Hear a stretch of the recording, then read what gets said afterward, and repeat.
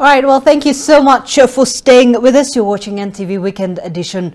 Paralegal services are a game changer in providing legal services to the underprivileged Kenyans.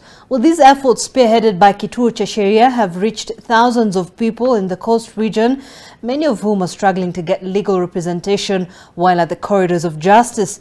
Here's NTV's Kevin Mutai with the details. Access to justice in the country has been out of reach for millions of Kenyans, especially those from the poor backgrounds. Help is now here. Paralegals from the Kituo Cha Sheria, an ungovernmental organization providing legal aid to the poor and vulnerable in the coast region. Kituo Cha Sheria is the oldest non-governmental organization in East, Central and the Horn of Africa that has been working around access to justice. And we're actually turning 50 years in 2023.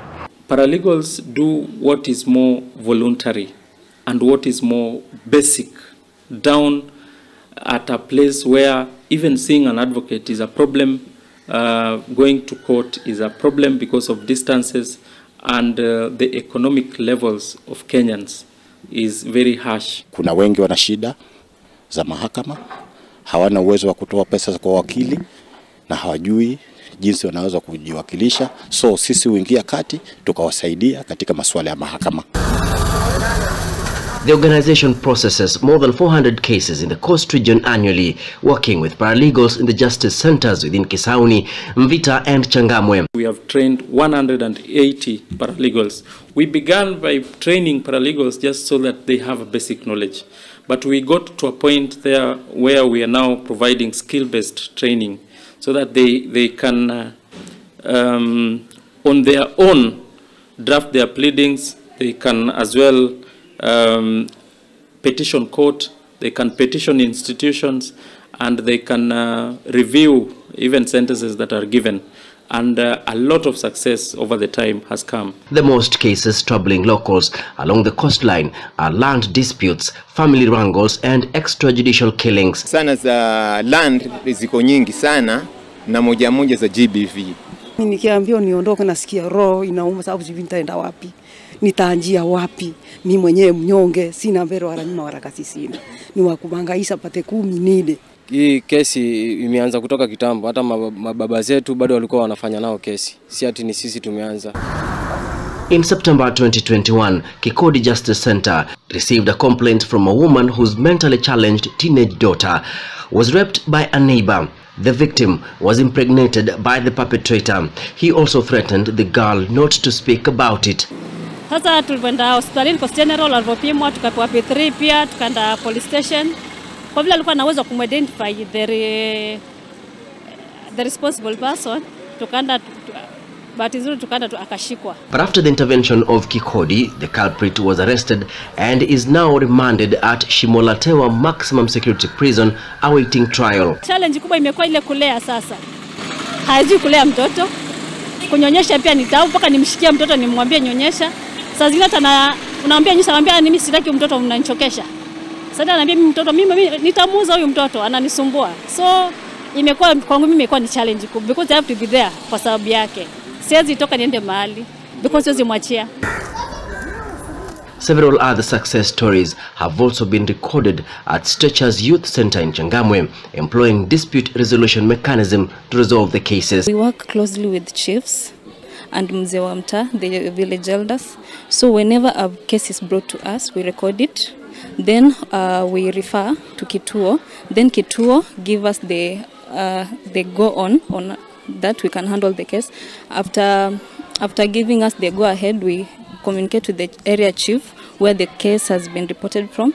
Then from there we try and solve it at the grassroots level through the chief. If the matter is beyond us, we refer it to the police stations. Nawashukuru wamesimama na mimi, wanaendelea kunisaidia na wameelewa kilio changu. Kama kule Mwakirunge, Kituo kweli imeweza kusupport mashirika ya serikali hasa ile land network, kufanya mazungumzo pamoja na tume ya kitaifa ardhi wakiwa wanaongoza na wale wenye ardhi ambao ni ekari 488.5 na wakazi wa pale. Na hivi sasa tukiangalia kuwa kuna makubaliano Though bado makubaliano hayo bado haijakuwa final, lakini angalau kuna makubaliano, angalau wenye shamba wamekubali kufanya mazungumzo kusudi waweze kuhalalisha sehemu ile inaweze kupimiwa. Na hii ni njia moja kisha kwa wale ambao tunaita wala hoi wataweza kupata nafasi bora ya kuweza kupata umiliki wa ardhi ambayo imekuwa donda sugu katika eneo la Pwani. There have been very many successes because of the interventions with that. Rachel Mudhoni, the deputy officer in charge of Shimolatewa Women Prison, says that availability of paralegal services at the facility has helped reduce congestion. Last time, as they don't know how the court proceedings go on, so with Kituo cha Sheria, they come and take them through. Sometimes they do like a moot court for them to know how they are going to, what they are going to meet in court, what process they are going to get in court. They also help them in, or train them on how to maybe ask for bond reductions, how else they can go about their cases on issues such as diversions, and training them on plea bargaining. This year alone, the people in Shimo, for instance, they have reached 4,244, capturing 2,745 men and 1,529 women.